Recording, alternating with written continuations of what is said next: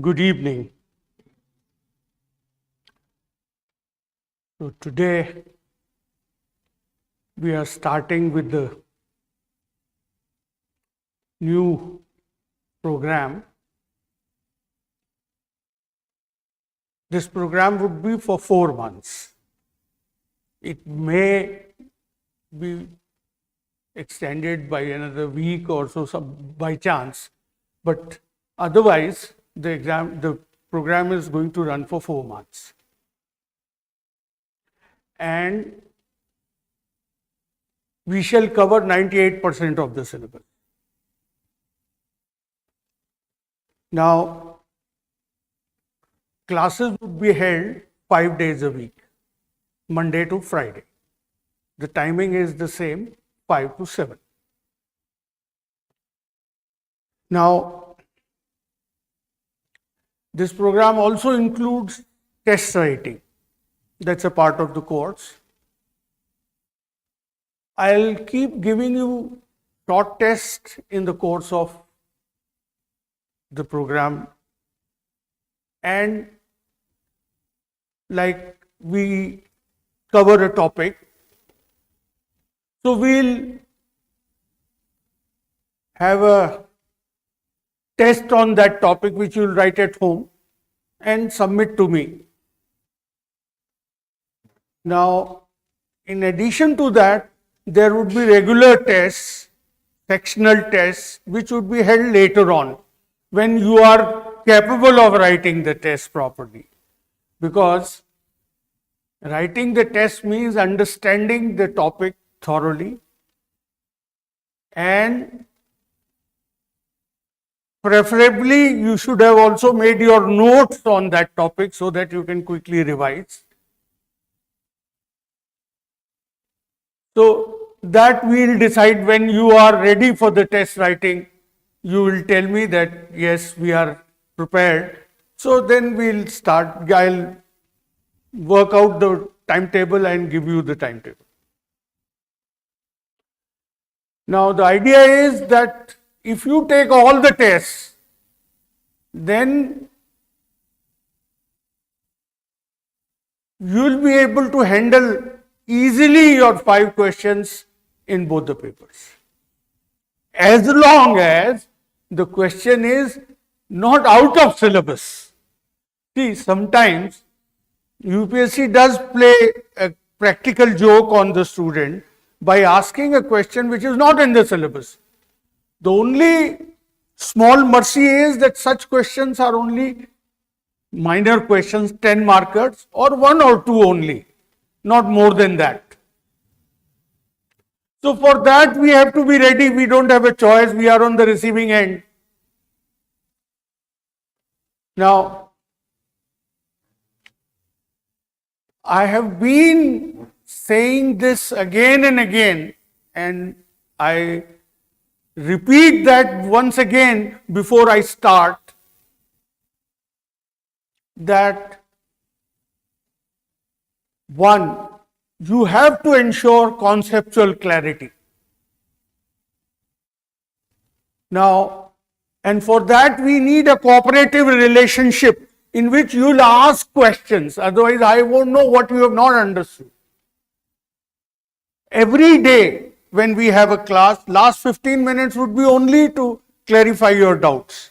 So you should feel involved and ask questions. 1. And whatever you read also, make sure that you are understanding, because understanding alone will enable you to handle the question. The questions are not always straight. Some questions are straight from the syllabus, but most questions are not like that. There is a special slant in the question and a specific demand of the question which you have to satisfy. One thing I am telling you the first day, even before starting the course, that sociology is not a virtue. It is a necessity. Antibiotic is a necessity. You take it according to the demand. All right. If you start eating antibiotics, you know what will happen. So, sociology also Simply because you know sociology and write down everything in the answer sheet will not get you marks. That I am making you very clear the very first day. You have to write relevantly, and to be able to select the relevant, you need to have understood. That's the first step. Second is that you should continuously think about the questions, molding the raw material of sociology according to the demand of the question. That practice habit you have to develop. That practice or that habit which you do not have, as far as I understand, in the college education. So I'll tell you how to do it. I'll demonstrate it by doing it in the class, and then I'll expect again a voluntary effort from your side that 15 minutes a day you will take up a topic and think about it. Then you will be able to easily write your answers, and good answers, the answers that can fetch you 300 plus. Now, next thing I want to talk to you about is what to read. Do you have the syllabus with you? Right now, do all of you have the syllabus? Very good.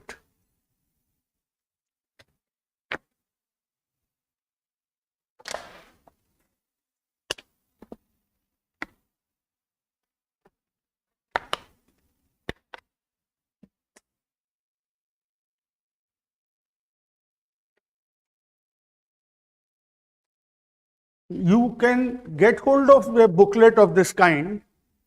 I'm not saying new Vishal only. It could be any Vishal, as long as it has the question papers and syllabus. Because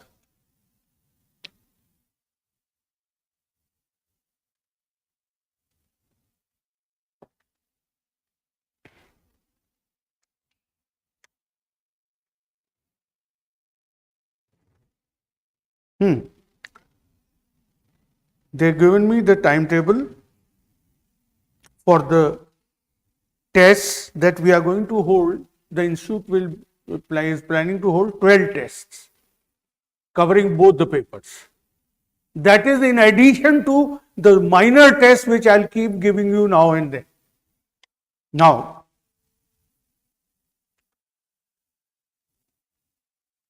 one criterion that you must follow to judge and decide whether what I am telling you in the class and what you are being asked to read from, whether that is enough or not from the examination point of view. So, it is for that reason I am suggesting a booklet of this kind, which has the list of previous year's questions. Every topic that we do in the class, you should be able to answer the previous year question that has come so far. This booklet covers up to, for last, say, around 30 years. If you can handle all the questions that have appeared since last 30 years, you will be able to handle any question in the next, as long as it's from within the syllabus. That will give you confidence.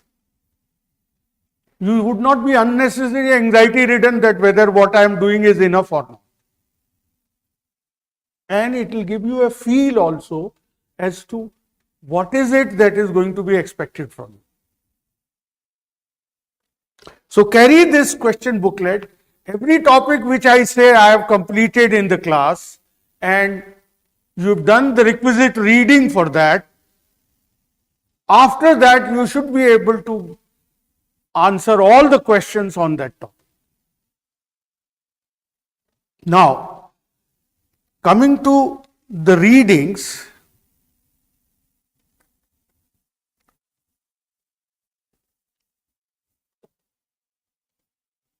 If you have the syllabus, may please take up paper 1. The fundamentals of sociology is the heading. In that, topic 1 is sociology, the discipline.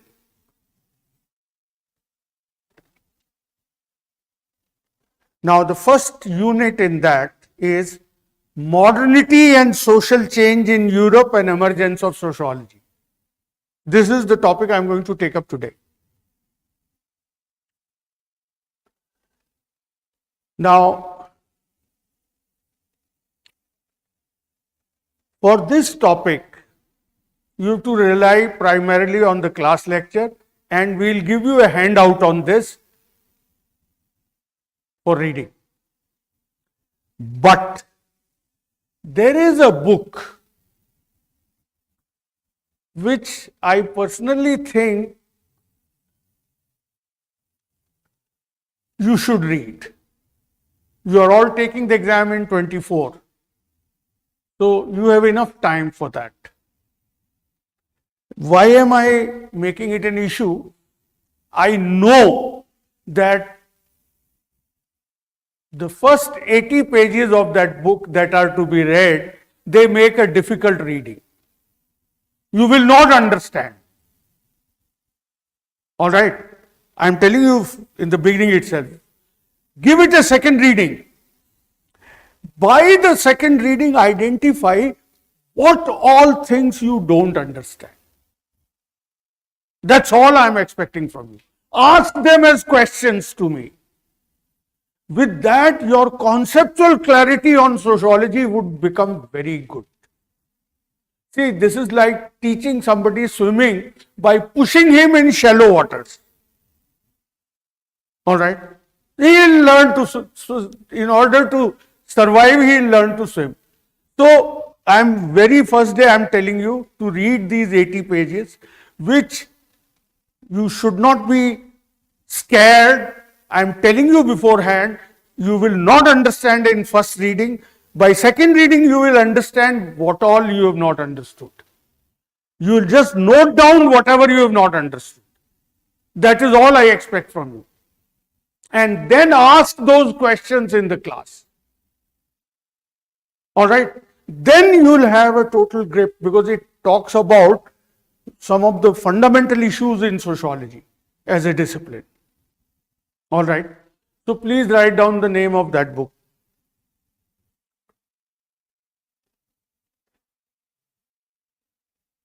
Sociology,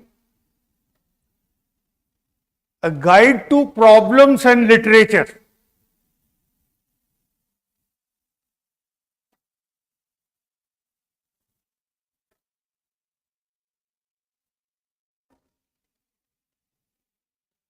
In fact, I think one chapter of that is available here in the institute as a PDF.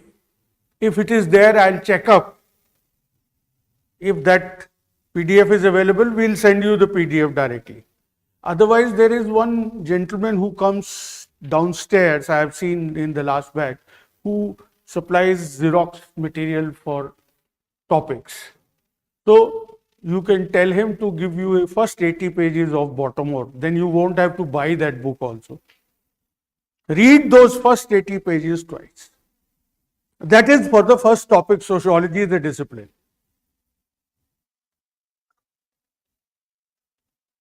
Now, the other two topics here, the scope of the subject matter and comparison with other social sciences, and sociology and common sense. These two topics I am not taking immediately, because to understand them you need to have more of familiarity with sociology. So after some time I will take up these topics also. So I will first take up modernity and social change in Europe.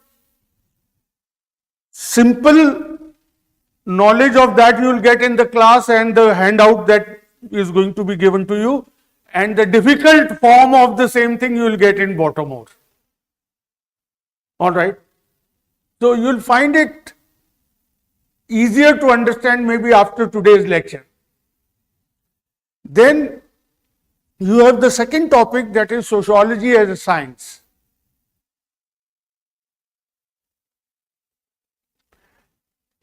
For this,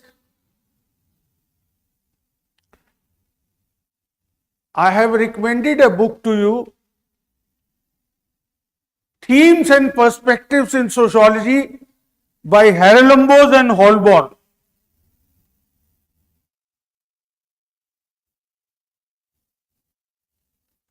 Chapter 14 for topic 2 and topic 3. But that is only after you have attended the class lecture. See, the book may not have minor details here and there. You'll have to, collate the two sources, the class lecture and then look at the book. So, for topic 2 and topic 3, you have class lecture plus chapter 14 of Haralambos and Holborn, Themes and Perspectives in Sociology by Haralambos and Holborn. Then you have topic 4, which is the backbone of sociology first paper, thinkers.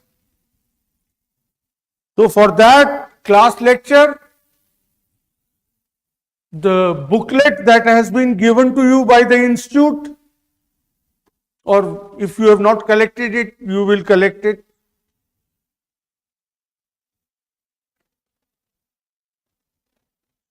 Do you have the booklet with you? You just show it to me.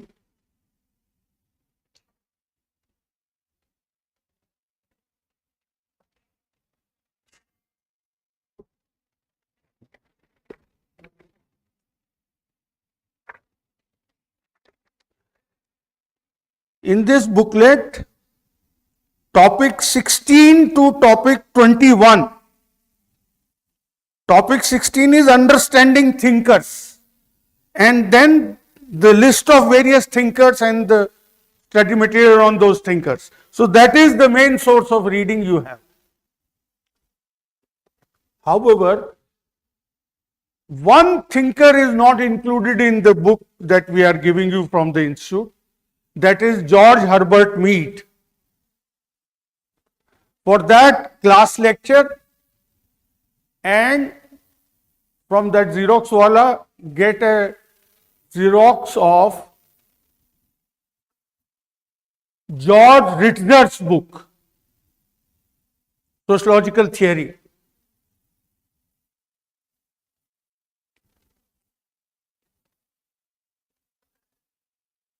Then topic 5, stratification and mobility. For this, you have to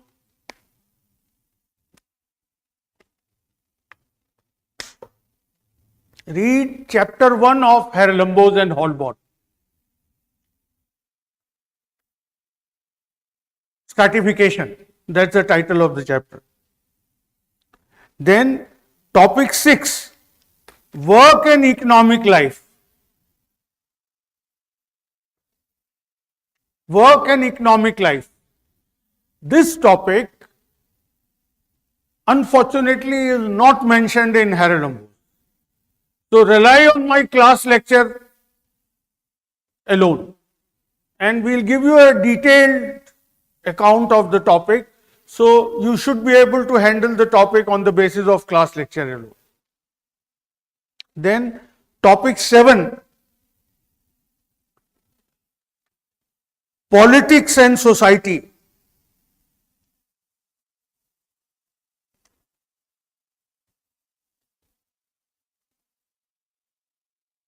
Politics and society.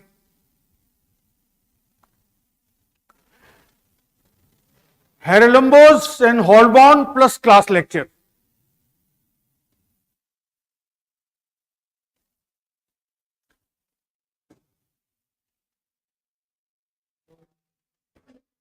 Then topic 8,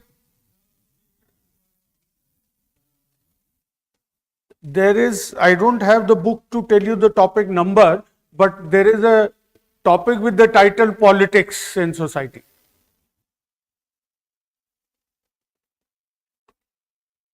Then topic 8, religion and society. Again, in Haralambos there is a chapter called religion.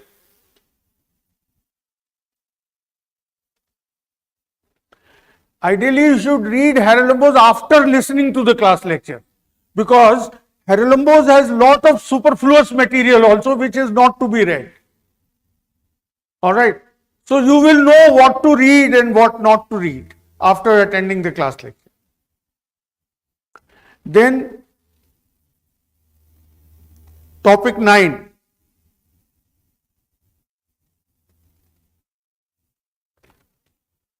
Systems of kinship. Haralambos plus class lecture.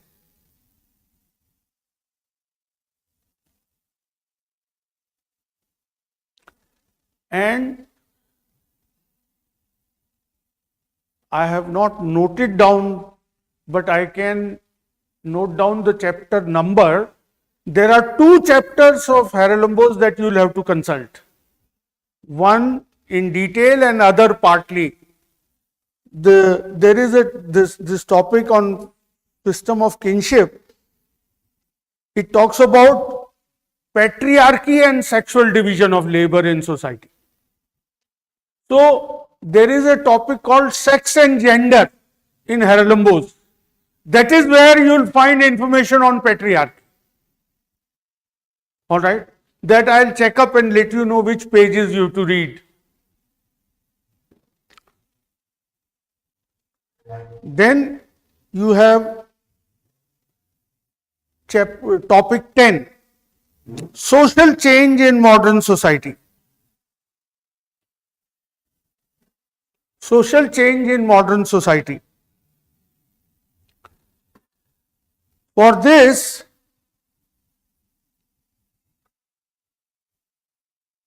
Haralambos would not be of much help. Although you can make use of Haralambos also by looking at index, subject index, and searching for the topic on the page number, because they don't, Haralambos does not have a separate chapter with social change as a title. So some of the theories of social change you can find in Haralambos also. Otherwise, we will give you the study material in which all the theories would be covered. So class lecture and the study material will take care of it. There is, however, one topic, development and dependency. It's about dependency theory. Dependency theory is a theory which tries to explain the problem of development in poor countries in terms of their relations with the rich countries. Alright. So, IGNOU study material has a very good write-up on this. So, for this topic, consult IGNOU study material. MA IGNOU study material, Sociology.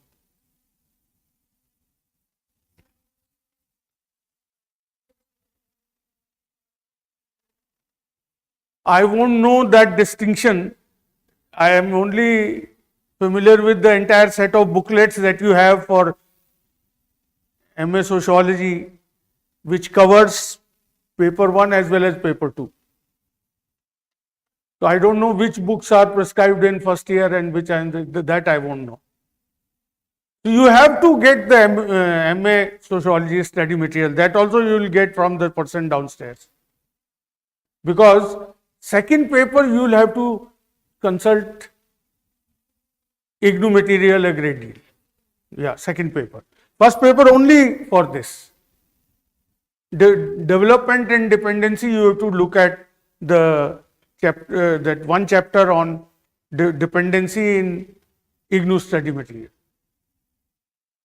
So that's for the first paper. I'll stop here today, right now, with a suggestion that for the second paper, start reading a book called Society in India by David Mandelbaum.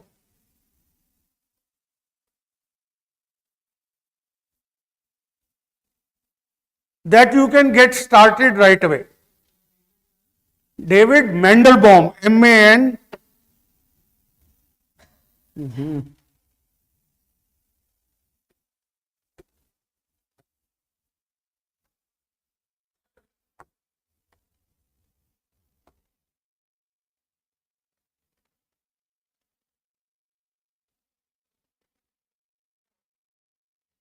David Mandelbaum.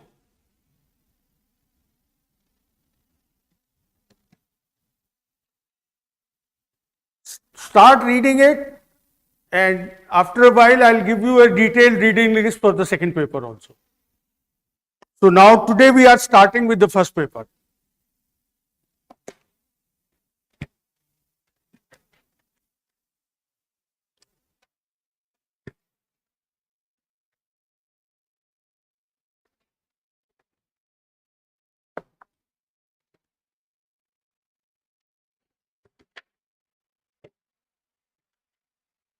Now, the topic that I am taking up is modernity and social change in Europe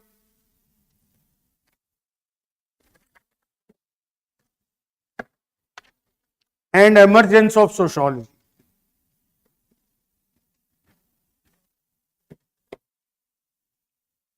Modernity and social change in Europe and emergence of sociology. What is this topic about? He is saying that sociology emerged in Europe. What led to emergence of sociology? Why should there be sociology?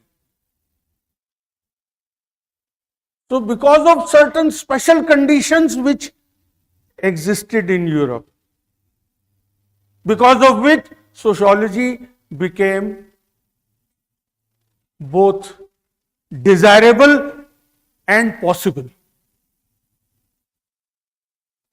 It became desirable that we should have a science of society, and it became possible also to have one.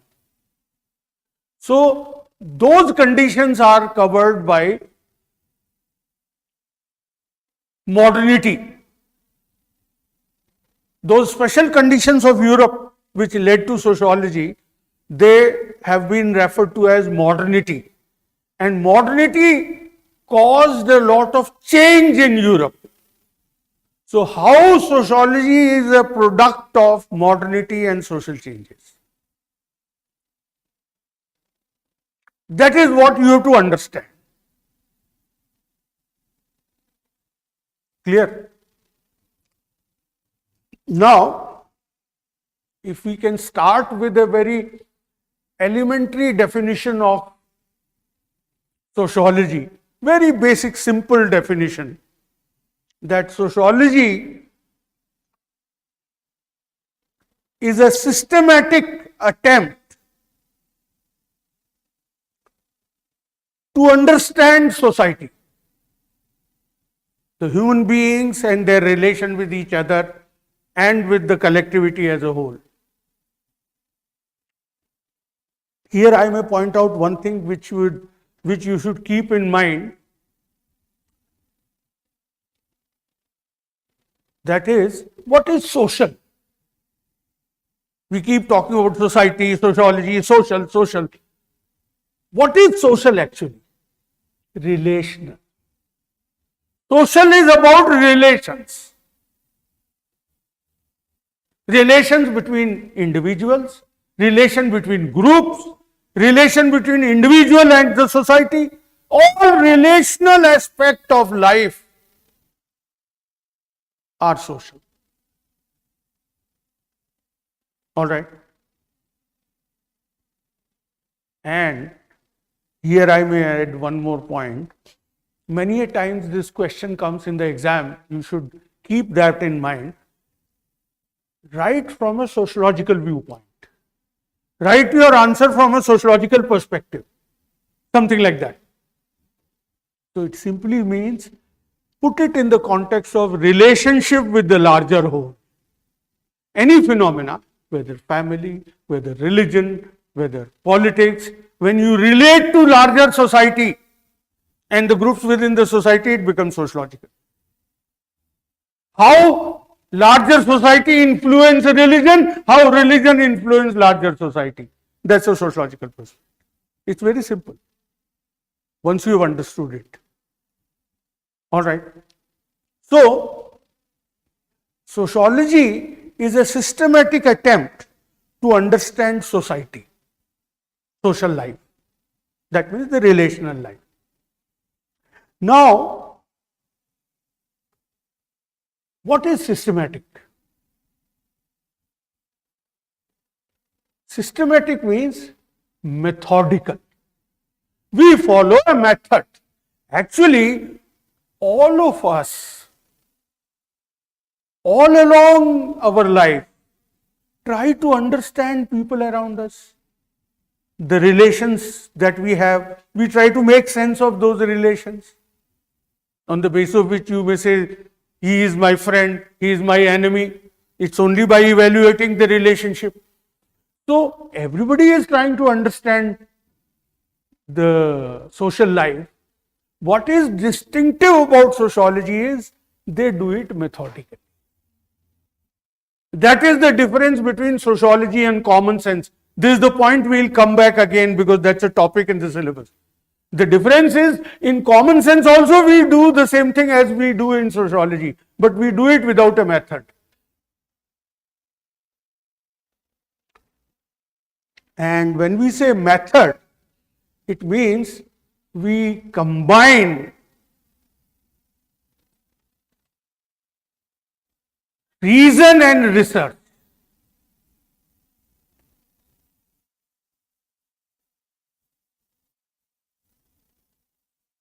We use reason and also look at reality as it actually exists to form the basis of our knowledge. Otherwise, there have been earlier systematic attempts to understand society. They have used reason also, but they were not a proper synthesis of reason and research. That is why we don't include them in sociology. You know, it goes back to ancient times, Aristotle, Kautilya.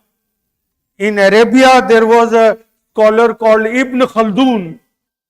Some of his ideas are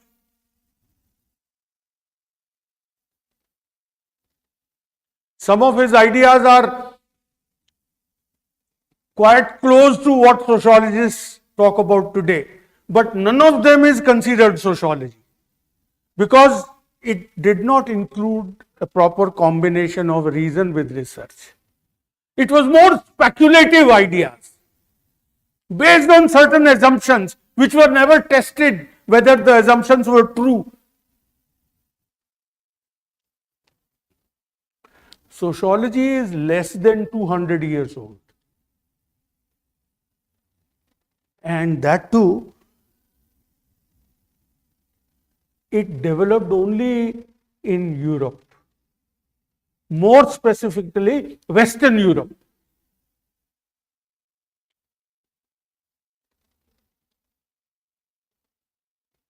Why only in Western Europe? Because modernity also developed in Europe only. First, it developed in Europe. From Europe, ideas about modernity have spread across the world today. But modernity began with Europe. Today, modernity is global, so is sociology a global phenomenon.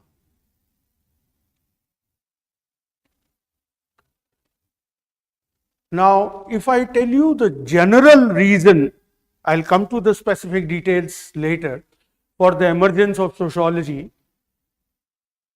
that modernity led to very far-reaching changes in European society. That's why sometimes we call those changes as revolutions. Modernity led to revolutionary changes in society, and that created a paradox. A paradox was coexistence of hope and despair, hope and hopelessness. Because in those changes, there was a lot that was very good. So, it promised a better future. So, there was hope. But in those changes, there was also a lot which was very awful, unbearable, chaotic, violent. And that created hopelessness. So, people wanted to make sense of that world, which was simultaneously good and bad. And sociology emerged as an attempt to understand that. It was a response to understand the problems of modern society.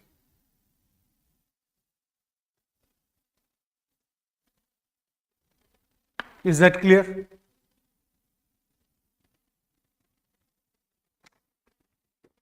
Now, you will say,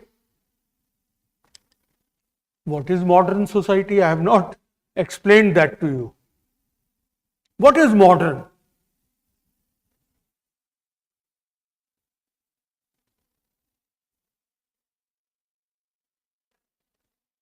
First, I will tell you the theoretical meaning of modern, then I will relate it to society to help you understand.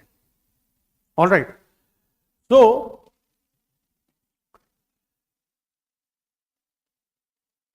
this idea of modernity has been developed from the writings of a German sociologist whose name was Max Weber. He said that modern society is emerging, and this modern society involves a rational transformation of social life. So, modernity is a rational transformation. Now, you might say I have replaced one word with another. First I said modern, now I said rational. So, I must explain that also. What is irrational? Weber identified 4 characteristics of what he meant by rational. 4 characteristics. That when these 4 characteristics develop, we say it is a rational transformation. Transformation means change. 1, greater efficiency. When things become more efficient. Every activity in a rational society or modern society is performed in a more efficient way. I'll give you a simple example that earlier people used to travel on the horseback or on the bullock cart. Now they travel on Mercedes. So that is more rational, that is more efficient way of transporting yourself from one place to another. But there is also despair in it. Mercedes pollutes, horses don't. Alright? So it creates a problem also. So this rational transformation involved a problem. That is why despair. So one characteristic of modernity is greater efficiency. Second, greater calculability. You make everything calculable.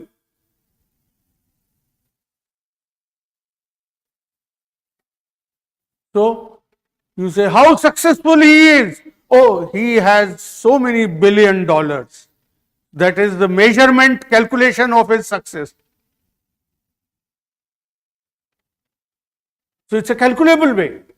I'll tell you another example. If you go, you must have gone to the doctor, and doctor these days recommend a lot of tests which are supposed to mirror your health, describe your health. Now, they are all numerical figures. So much WBC, so much red corpuscles, so much blood sugar, so much, and so on. So, this is a calculable way. So, every aspect of life is becoming more and more calculable. That is the second aspect of modernity. Third, because calculability leads to precision, accuracy, and that makes things more predictable. You can predict the outcome beforehand. Before you launch the rocket, you can predict which part of the moon it is going to land on. We were congratulating ourselves that it landed in the southern part, which nobody has been able to reach so far. So, we can predict the outcome beforehand. Things become more predictable. And when there is greater predictability, there is greater control. If you can predict something, you can control it. So, the fourth dimension is control.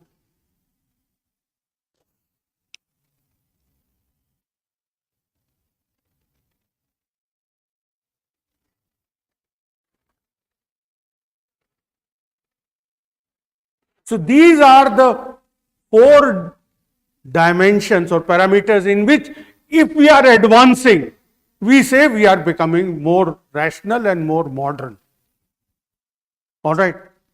Now, this is at the theoretical level. I am talking about in general terms. What did happen? What did happen actually, which came to be labeled as modernity in Europe? So, actually, the traditional is something which existed all along before modernity. The traditional feudal agrarian society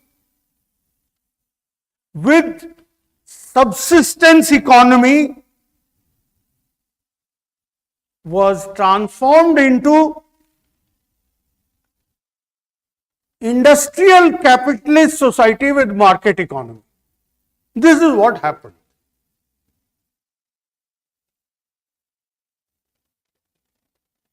I'll repeat. Traditional feudal agrarian society with subsistence economy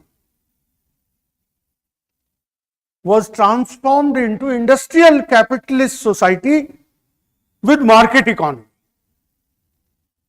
This was the change. This is what actually happened in Europe. Now I'll explain the meaning of it. Do you understand what is feudal? No idea. Yes. See, feudal is a term used in the context of Europe, although feudal-like societies developed in other parts of the world also, including India. Now, one basic characteristic of feudal society is it is an agricultural society, land-based society. Land is the most important resource in this society. Agriculture is the main activity. Now, I'll give you a little description. You don't have to write it in the exam because you are not teaching the examiner. I am trying to help you understand what is feudal. So, I'll go into a little background which is important for your understanding. See how feudal society developed. Very, very simply, it emerged as a military system. After the collapse of Roman Empire, various warlords, you understand warlord? Military leaders with a follower of warriors, they captured territories, marked out various territories which they brought under their control. And that they declared as their territory. They declared themselves as owners of that territory. Then that territory was parceled out because the territory was huge, that a single man could not do anything in it. He parceled it out to his followers. In return for military services, personal loyalty, that suppose you give me the land, I'll take an oath that I'll remain loyal to you and render military service whenever you will call me. All right. So I am called the vassal, and the warlord who originally conquered the territory, they are called nobles. Together they are referred to as nobility, members of nobility, aristocracy. So they are the landowners. Vassals are the people to whom the land is given to work upon, and the vassal would pay a part of the produce to the lord and also render him personal service, military service. Then the vassal, so nobility consisted of lords, bigger lords, bada lord, and vassals would become chota lord. Now these vassals will hire peasants to work on that land, in which peasant would be given a small piece of land for his personal upkeep. Peasant would not be given any salary. He would be given a piece of land and he will become permanently tied to the vassal, working on that land, and for his own survival, he will have a small piece of land. Produced from that land, he will consume himself. And in addition to this, others would be artisans who would provide manufactured goods. Manually produce. It was a manual way of life. So this is how there is a hierarchy. King at the top. The biggest noble would become the king.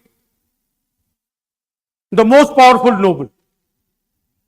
So king at the top, then nobility, then church, then commoners or vassals, and then at the bottom, serf, those peasants who work on the basis of permanent relationship. The relationship between the serf and the landowners would also be hereditary, permanent relationship.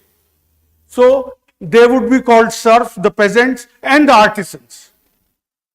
This is how it was a hierarchical society. You have understood this? Or do I elaborate or explain more? You have understood it. Okay. Then it was also a subsistence economy. That means production was primarily to satisfy local needs.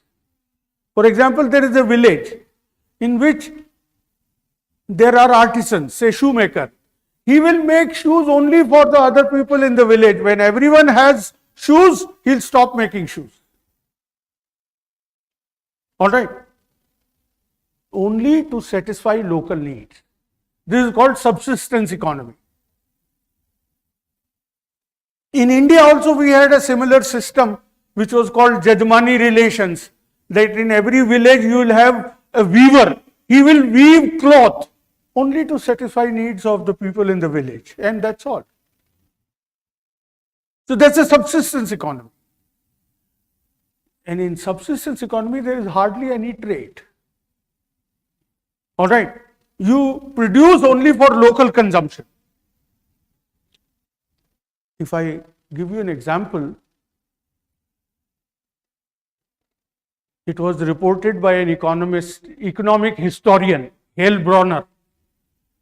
In the 15th century France, he talks about a situation where there is a trade fair and all the members of the nobility have turned up to buy things. And there are very exotic things from distant lands. But the whole thing is a very small affair. He says in 1 year, in the 15th century, all the goods that come to France would not be enough to fill one modern goods train. Single goods train will not be filled. So little was the import. So trade was very marginal, minimal. In a subsistence economy, trade is very little. It was this kind of economy and society that existed. And another aspect of this society, I may tell you, the political aspect. That king was at the top of the hierarchy. You understand the meaning of hierarchy, no? Graded. Yes. So, king was at the top of the hierarchy. But every noble enjoyed autonomy within his estate. He had all powers, judicial powers, political powers, police powers, everything within his own estate. So king had very little role. So it was a decentralized system. Although later on, because of certain factors, the king became stronger in Europe and nobles became weak. See, one reason was their internecine warfare. They were constantly fighting with each other to become the king. War is a very expensive thing. It involves loss of resources. So they became economically weak. Then later on, as the trade with East, particularly China, developed, gunpowder reached Europe. Gunpowder was invented in China. In fact, most of the technologies that are the mother of present day society, technological society, are of Chinese origin. So gunpowder reached and king acquired monopoly over gunpowder. So he could keep every noble in check. No noble would be able to rebel against him. So powerful monarchy developed. That was the later phase of feudalism. And the king justified his power by propagating an ideology or a theory called divine right theory. That king has been given a right to rule by God himself.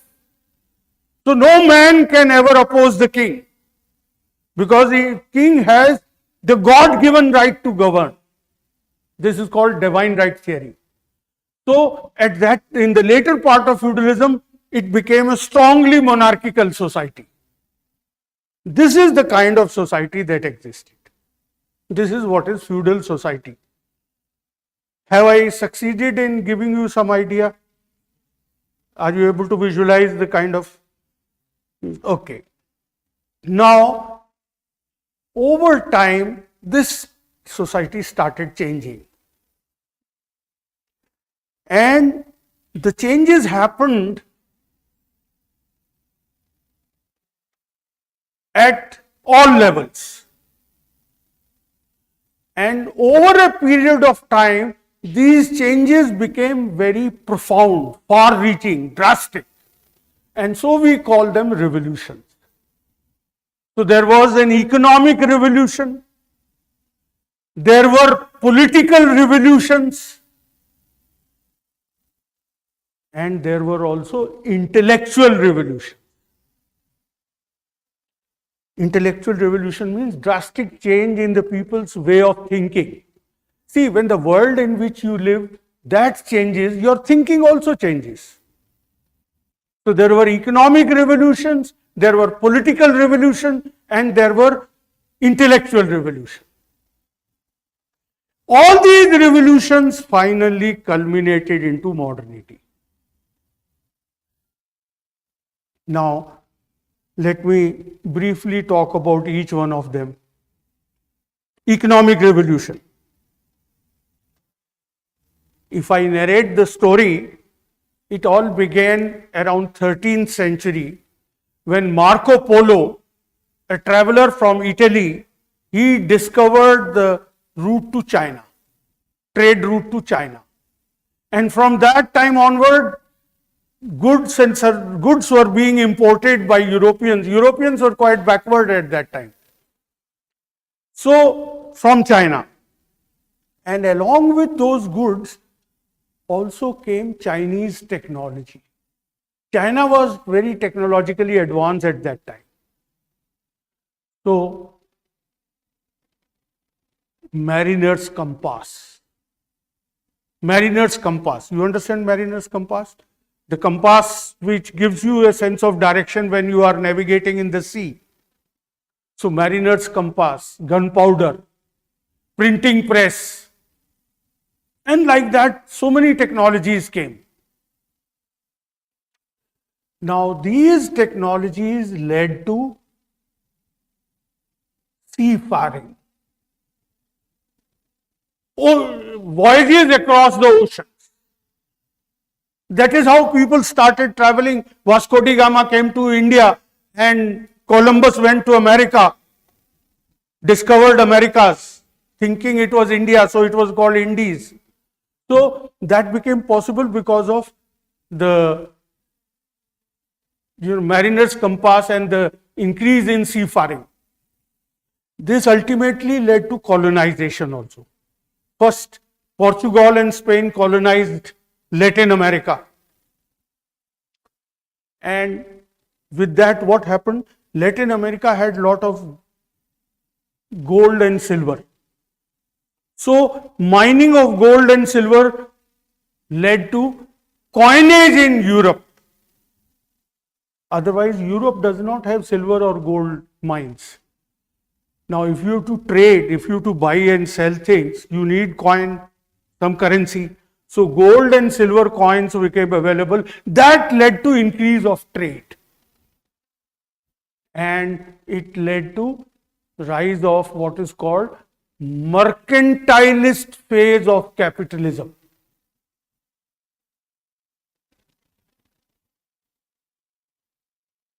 Mercantilist phase of capitalism. Now, let me tell you first what is capitalism. We contrast capitalism with feudalism by the fact that the economic activity that is carried out in capitalism is geared to generation of profit. In a subsistence economy, production is carried out only to satisfy needs of the local people. But in capitalism, you produce as much as you can, sell it all, and generate profit. As I gave you the example of the shoemaker in a village, he will make enough shoes for everybody in the village. But Nike makes shoes not only for people in America, across the globe. And if they do find people with feet on Mars, they'll start exporting it to Mars also. They want to make as many shoes as possible, sell them and generate surplus or profit. That is the essence of capitalism. And first route to capitalism was through trade. So, mercantilist phase of capitalism developed. East India Company is an example of that. Mercantilist capitalism, that the merchants came to India to buy manufactured goods to sell them in Europe. Then, as they accumulated wealth through trade, they wanted an opportunity to generate more wealth, because in capitalism, it is based on unlimited desire. It is never enough. All right. So, there were no other opportunities except land. So, many of them started investing in land and use that land to make further profit. Either take to sheep rearing, because woolen clothes are greatly in demand in Europe, or to take to scientific farming, what was scientific by standard of those days. It was not green revolution like scientific, but more efficient way of farming. And through that they try to generate profits. In the process, they evicted the peasants who lived on that land, who were forced to migrate to the city. So urbanization followed. Lot of people started converging onto the city who were penniless and had no resources. They could be easily hired for very low wages to generate further profit, because over time new technologies started developing. All right. So in urban areas, new modes of production called industrial production started developing. Large factories were created in which these poor people who migrated from the village, uprooted from their land, they were forced to work 18 hours a day at starvation wages, so that the entrepreneur can make lot of profit. That is also capitalist system. So capitalist system, it began with mercantilist phase of capitalism, then it was followed by capitalistic agriculture, and then finally industrial capitalism. Have you understood this? Anybody who has not understood anything, please tell me. I am just trying to describe briefly how the changes were happening.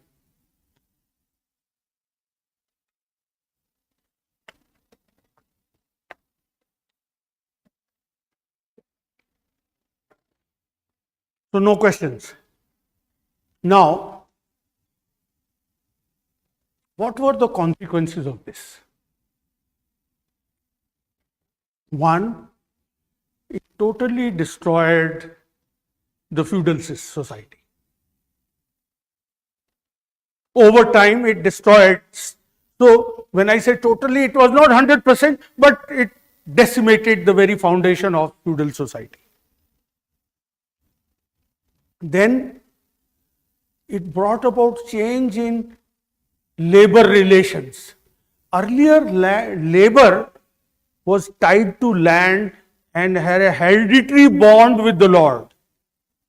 Either vassal or the noble, they would have a hereditary relationship. Now all that broke down. It became wage labor relation. Workers were hired for wages, they were hired when needed and fired when not needed. That permanent ties broke, because the entrepreneurs wanted to maximize their profit. So they would try to minimize on cost. So they would not be concerned what will happen to poor worker, when is he going to starve and how will he'll feed his family. That's not the concern. Profit and success in the business is the concern in capitalism. As I told you, that in the beginning, and beginning means till around 1840s, even in England, workers were made to work 18 hours a day. There was, in 1815, there was a study by an economic historian. He found that a worker in France, if he was employed for the whole year, which was rare, he would get 500 francs. Franc is the French currency. 500 francs. But for a family of 3 persons, husband, wife and a child, to remain alive in the year, you need 900 francs. Even if you are fully employed, you can't feed your family. So women and children also had to work. Even children work 18 hours a day, often lost their limbs while operating machines. Average life expectancy for the worker was only 30 years because working in such unhygienic conditions, they developed tuberculosis and other disease and died by the age of 30. So that is how the wage labor relationship changed. The hereditary bond with the Lord and permanent ties that gave way to contractual wage labor relationship. Then, which of course led to exploitation of the workers. Then at the same time, free trade developed. Now you might say free trade is always there. That is not true. Even in India it was not true. Only after economic reforms, free market, or there is liberalization of market. Even now you don't have totally free market. In Europe in the 18th century, there was guild system and the guilds regulated the production, that you can produce only this much amount of goods of this quality and sell at this price. That is how the guild were the organization which regulated production in the 18th century. But by the end of 18th century, these guild-based production broke down and free trade developed. Everybody was free to produce as much as long as they can sell it at whatever price they wanted to. So free labor, free production and free trade. This had a positive consequence also. When there is so much of competition among producers, different producers, you try to innovate, try to be more efficient, to beat them in that market, to outsell them in the market. So new technologies developed. That was the positive side of it. Production increased. And trade was no longer confined to the countries. In fact, it led to world trade and colonization expanded. Colonies, because as you know, colonies on one hand supplied the raw materials to the producers and they became the captive market for their products. As you must have read about Indian economy, how it was ruined, the artisans were destroyed by the British through their trade policy, and India became a captive market for all goods manufactured in Britain. So that's how world trade developed. And that led to generation of enormous amount of wealth. That for the first time in human history, all human ingenuity, all human intelligence was diverted towards generation of wealth. So enormous amount of wealth developed for a minority of capitalists. They are also called bourgeoisie.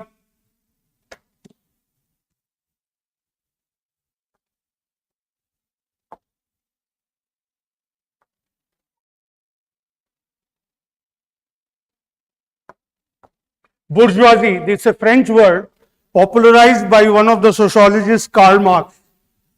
Bourgeoisie. Bourgeoisie means the wealthy merchants and industrialists, the capitalists, those who control the wealth.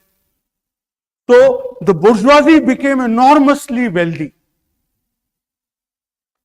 On the other hand, vast majority of the workers are called proletariat.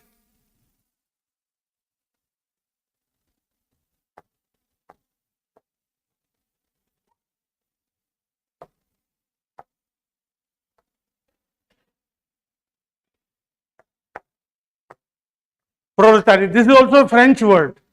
Proletariat means workers. So society now got polarized into bourgeoisie and proletariat. There were still some nobles and lords left out, but they were not so wealthy anymore. Earlier, they controlled all wealth. In feudal society, land was the most important resource, and whoever controlled land was the wealthiest person. Now, those who controlled factories and trade, they became wealthy.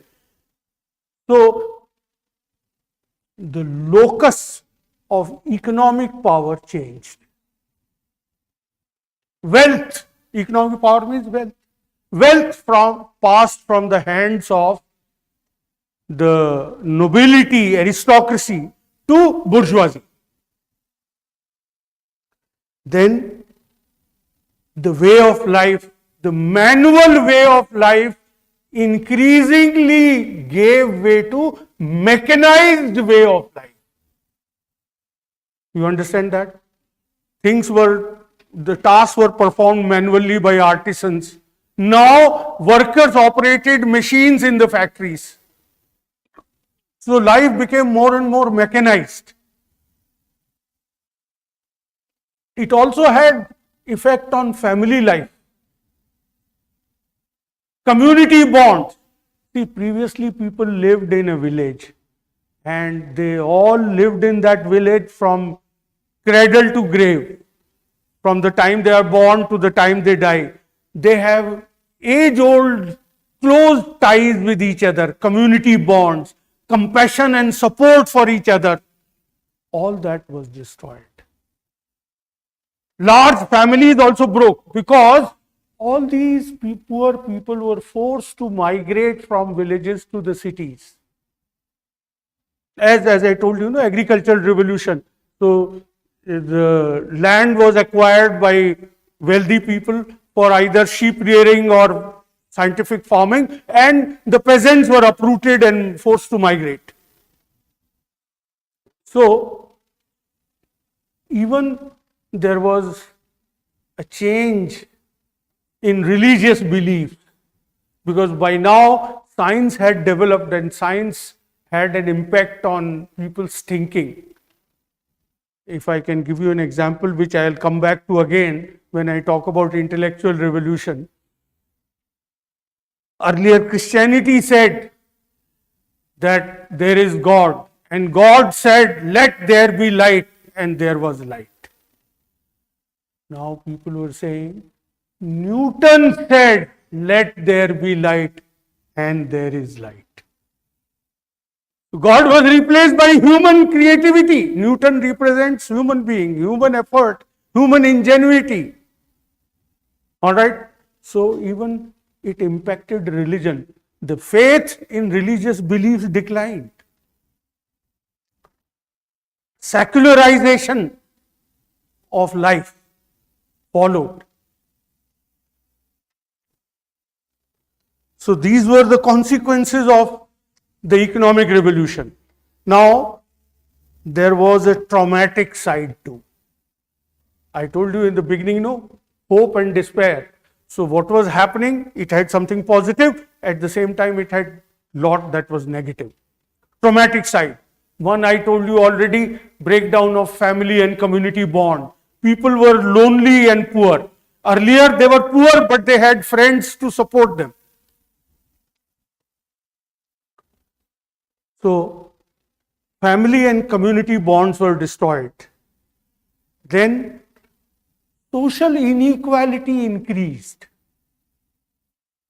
Opulence for few and mass poverty for the many. It's like in Bombay, Ambani lives in Antilia, and so many 1,000 people sleep on the pavement to be crushed under Salman Khan's vehicle. So, society got polarized into rich and poor. Now, the poor lived and worked at the near starvation level. And such a society can never be peaceful. where there is too much of inequality among people, poor and rich cannot live peacefully as brothers. So class wars, organized civil wars between poor and rich. Workers, they joined hands, formed organizations, they indulged in trade unionism as well as frequent violent conflict also. This is what I am calling class wars. Class means division of society on economic lines. Then, in fact, if I give you an example again from France, in 1870, there was Paris Commune uprising. Workers organized themselves in the form of communes.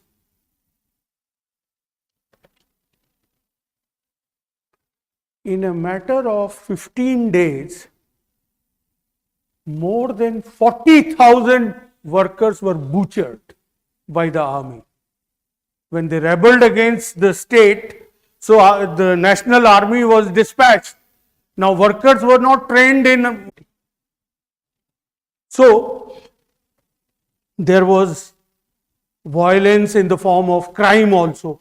When people, as I told you, they cannot feed themselves by working round the year also, so they have no choice but to loot and plunder. So crime increased, disease also increased. Poverty is the mother of all problems.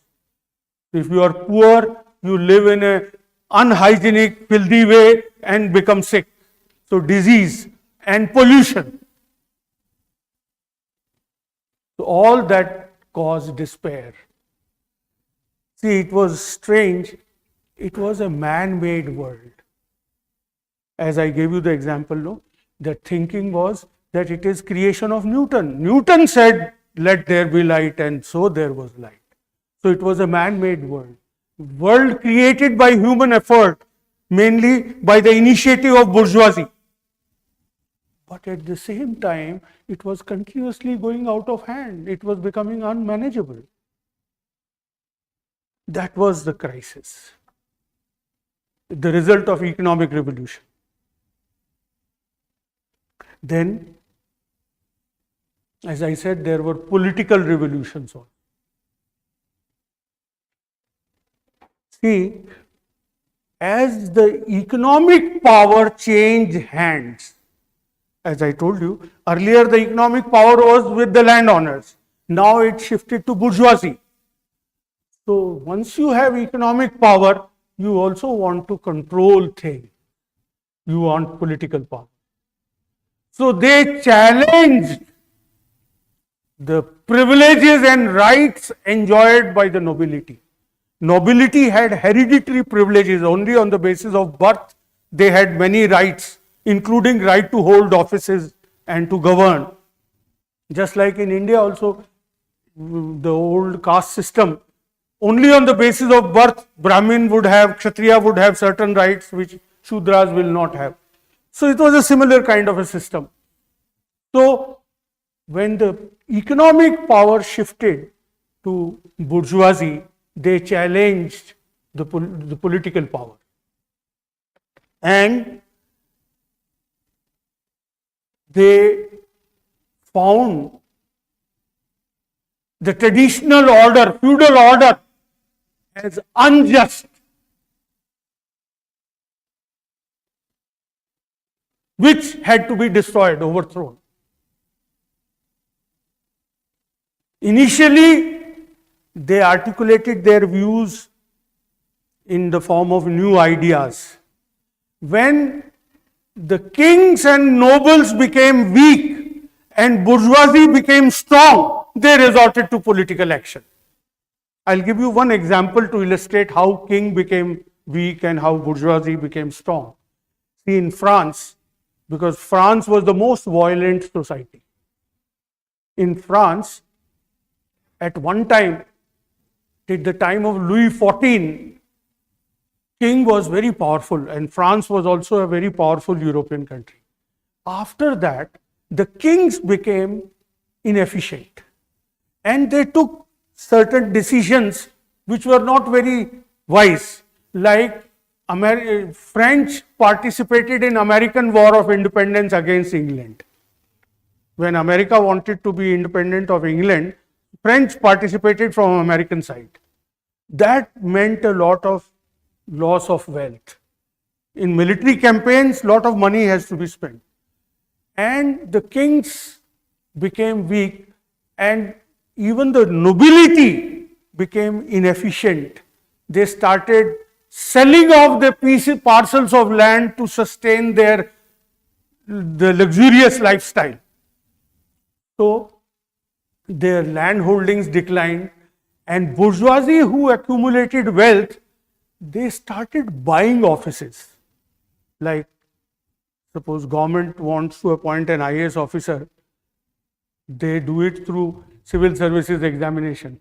There can be another way also. If government is very poor and short of money, they'll say whoever gives us 100 crores, we'll make him an IAS, or 50 crores, we'll make him an IAS officer, so that they get money.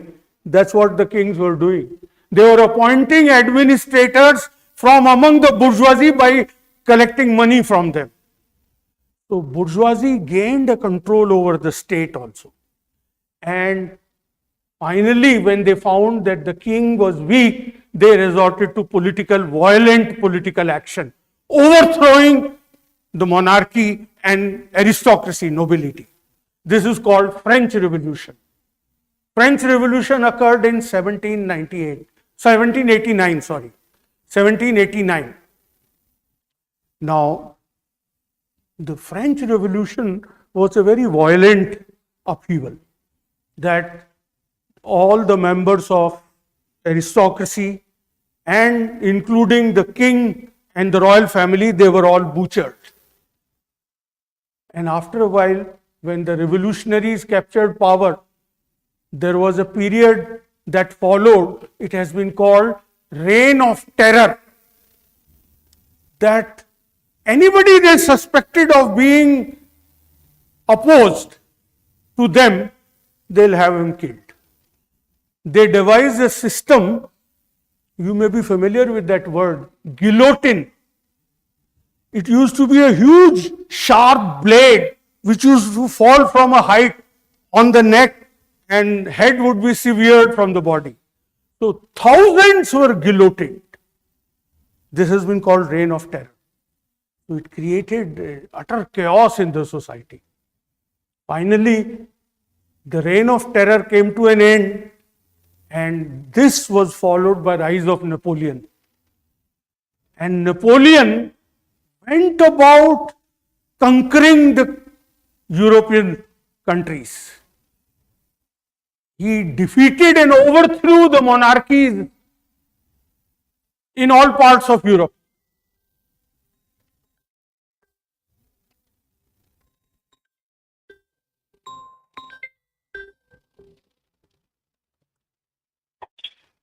Hello hello, नमस्कार जी। हाँ नमस्कार, मैं आपसे 7 बजे के बाद बात करूंगा, अभी क्लास में हूँ। So the monarchies which were claiming to be ruling by God's right, God-given right, divine right, they were overthrown by an ordinary person. Napoleon was a commoner. He did not belong to any royal family. So a commoner went about overthrowing monarchies.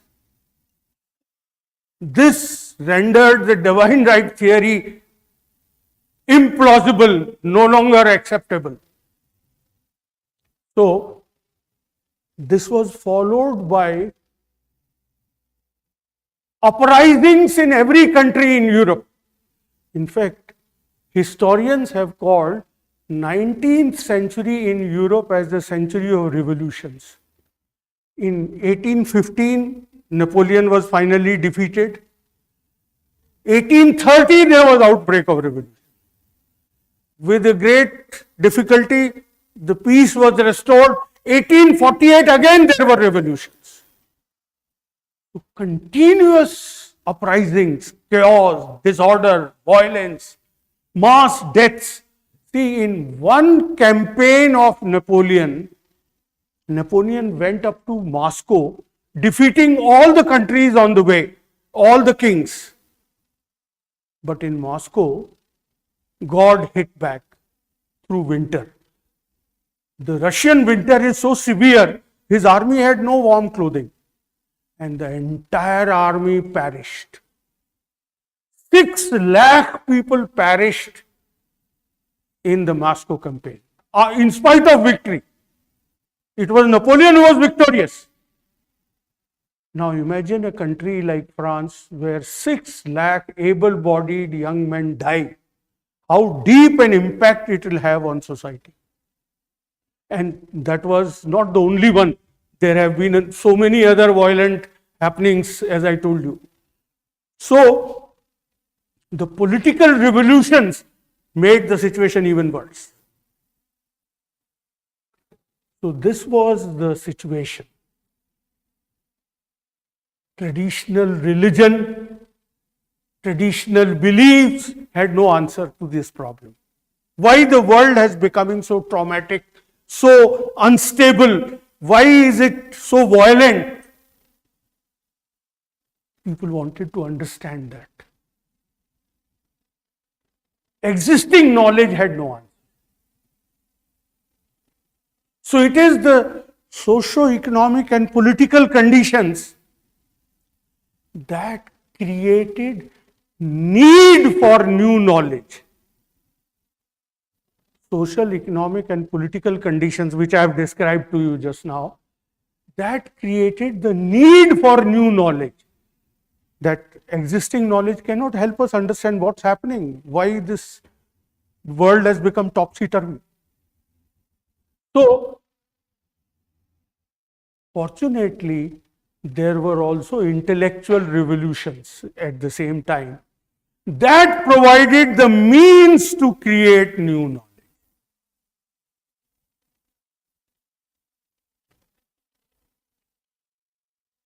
All right. The intellectual conditions. So, what were the intellectual conditions?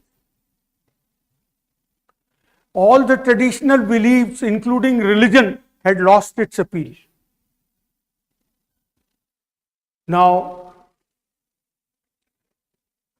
the people, thinkers, they were reflecting on the changes happening in the society, such drastic changes. So obviously people who are given to think will try to reflect and try to think out the ways.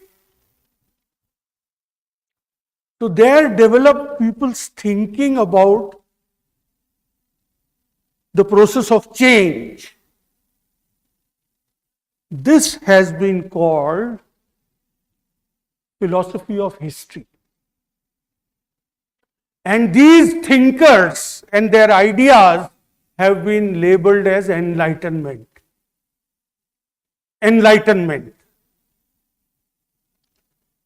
They did not call themselves enlightenment. It is retrospectively they have been labeled as enlightenment.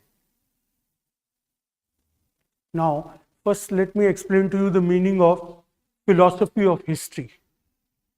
What is meant by philosophy? An inquiry into the basic nature of things. When you try to understand the basic nature of something, that's called philosophical inquiry. History means change over time. So philosophy of history means an inquiry into nature of change. What is happening? What is its character? Now, Enlightenment thinkers emerged in the 18th and early 19th century.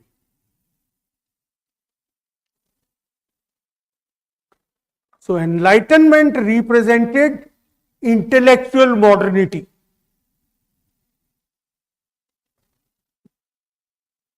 Enlightenment ideas or Enlightenment thinking represented intellectual modernity.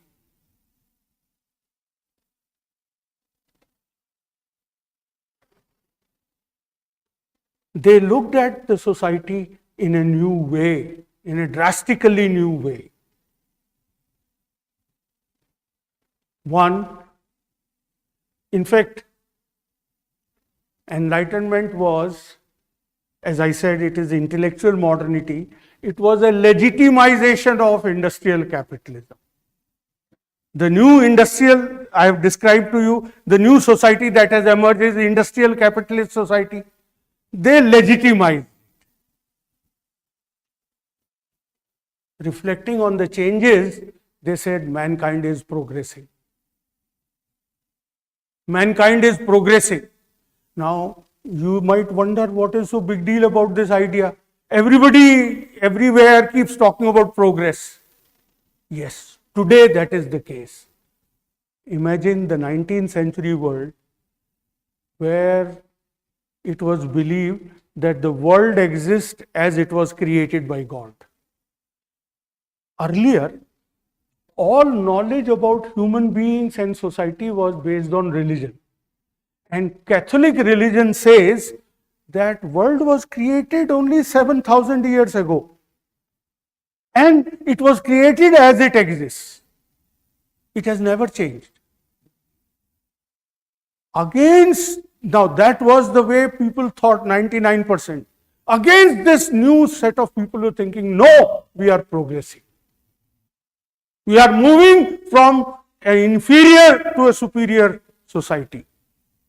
A rational society is emerging, which is going to be more efficient, which is going to be a better society.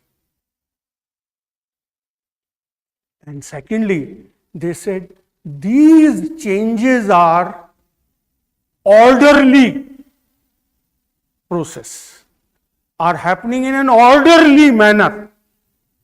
What do you understand by that? See, it is not randomly just anything happening in a haphazard way. That's not the way. There is a pattern.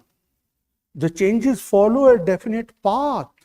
There are definite stages through which societies change, and they are heading in the direction of a perfect society, a better society. That was a revolutionary idea. Now, what are the implications of this? The implication is, they said, therefore, the problems that we face today are temporary blemishes, temporary problems. They can be resolved. Human problems can be humanly solved.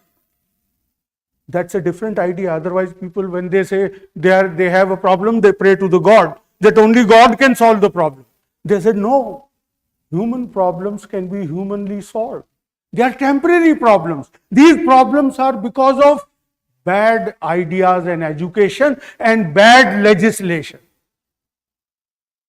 If we have new knowledge and new ideas, good knowledge and good legislation, these problems can be resolved. That's a very modern idea. Man had never thought like this about human affairs. All human affairs are a part of religion, and religion provides you speculation that this is how the God created. Nothing is offered as by way of evidence. You accept it on the face of it, on the basis of faith. As opposed to that, these Enlightenment thinkers, they produce secular knowledge which challenge the traditional society, traditional way of thinking. They glorified reason, that human reason provides the right way to acquire knowledge. And by that time, we are talking about late 18th and early 19th century. By that time, science had also made remarkable progress. Though, if we look at it from today's point of view, science still was in its infancy only, was just beginning to develop. But for the contemporaries, it had made great advances. Newton was there in 17th century, and post-Newtonian thinking was very different. That science provides us accurate, precise and certain knowledge. And science's achievement is that there is a scientific method. It is through scientific method that we can acquire that certain knowledge, and that nature, which is when it was studied by science, science was able to discover laws that govern nature. Discovery of laws like Newton's laws of gravitation, Newton's laws of motion. So, knowledge of these laws enabled man to control nature. It was said, to know is to predict, and to predict is to control. If you can produce a law, with the help of that you can predict. Like third law of motion can give you the prediction about jet engine, that how would jet engine moves. So, to know is to predict, and to predict is to control. So, science has enabled man to control nature. So, the Enlightenment thinkers believe that if we combine, listen to it carefully, if we combine reason and research regarding human society, there are laws that govern human society also. We will be able to discover those laws governing human society, and with that we will be able to control human society. Clear? So that is how Enlightenment partly contributed to the idea of a science of society. That's how people could think about this idea that there can be a science of society. You can appreciate its importance if you keep in mind that that was the time when all knowledge about human beings was religious knowledge. So now came the idea that there can be a science of society. Now, but they also, Enlightenment thinkers, they also provided an ideological legitimization of capitalism. They provide, you understand, legitimization, justification, that why capitalist society is the right kind of society.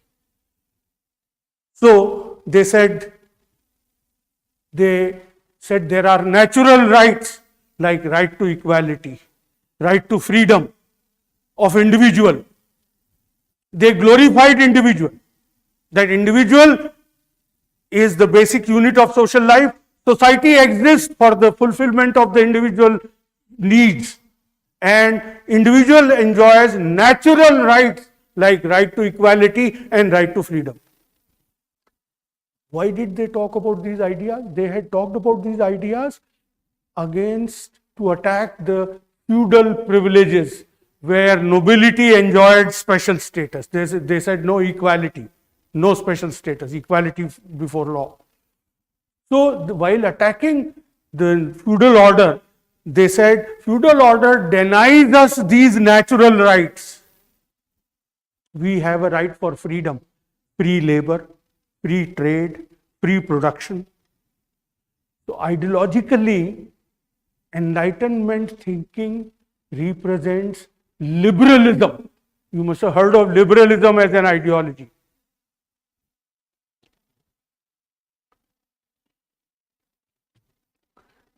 So the Enlightenment thinkers wanted the destruction of the feudal order so that these rights can be realized in practice.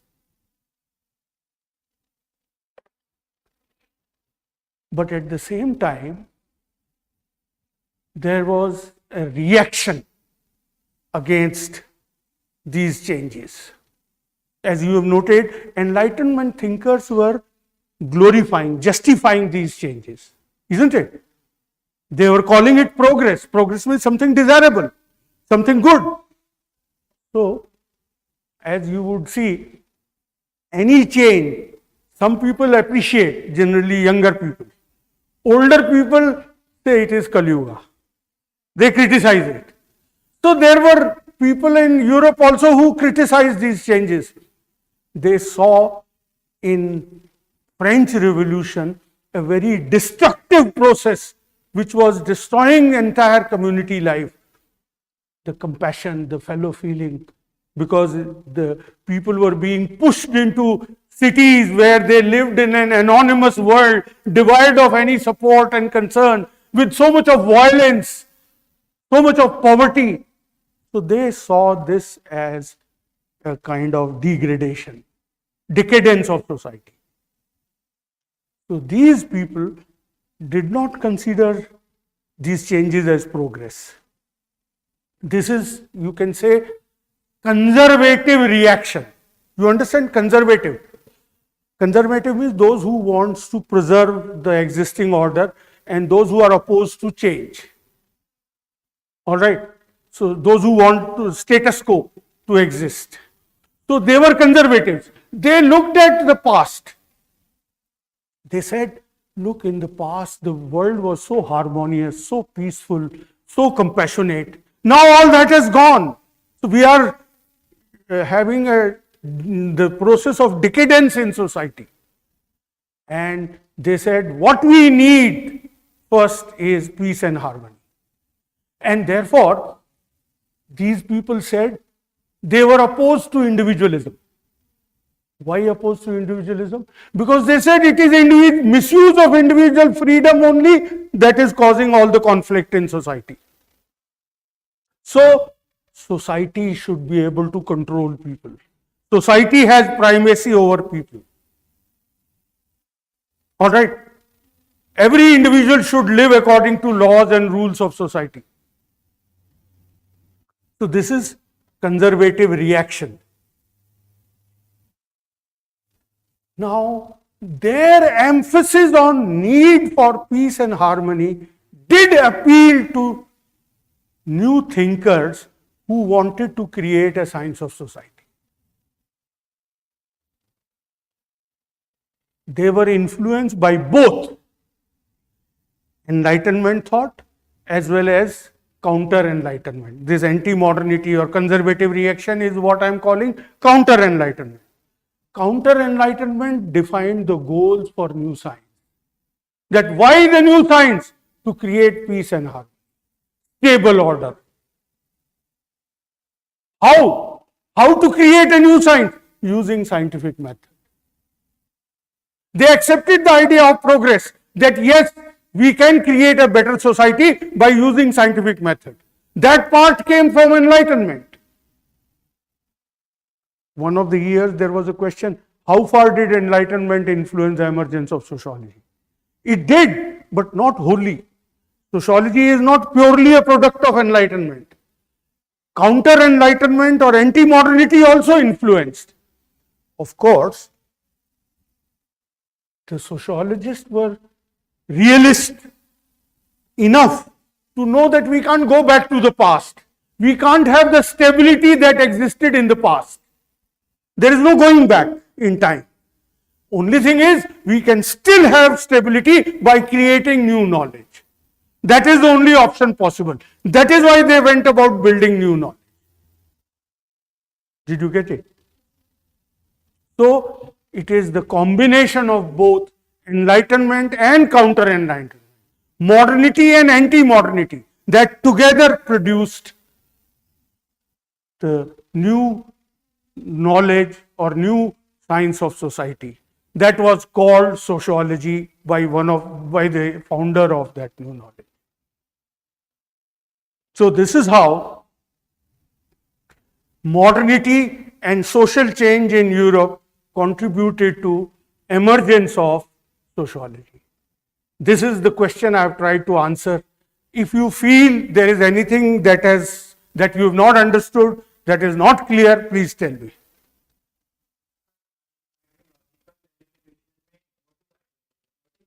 Ideology means a system of ideas. Ideological legitimation means उसका justification करना. जैसे एक आपको उदाहरण देते हैं हम, caste system है, इसका जस्टिफिकेशन लोग कहते हैं कि ऋग्वेदा में एक श्लोक है जिसको कहते हैं पुरुष सूक्ति. उसमें ऐसा दिया हुआ है कि ब्रह्मा ने अपने को डिस्ट्रॉय करके ये सोसाइटी क्रिएट की और ब्रह्मा के मुंह से from his mouth came the ब्राह्मण. So mouth is the uppermost part, so they are the uppermost. तो इससे कास्ट सिस्टम का जस्टिफिकेशन हो गया ना. This is an example of legitimisation. ऐसे ही liberalism was justifying industrial capitalism in Europe. Did you understand this? Ideology means a system of ideas. कोई भी organized set of ideas है, उसको ideology कहते हैं.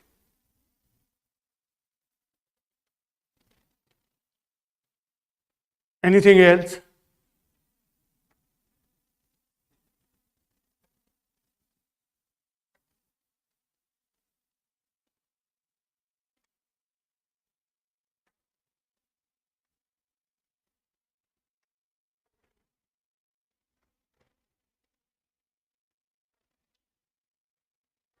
Anything else you have not understood?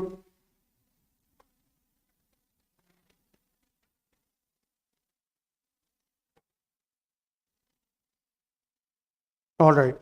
So you can read the chapter on emergence of sociology in the booklet that Institute is going to give you. Tomorrow I'll arrange for that handout, as I said, on 2-page sheet, which is a brief summary of my lecture.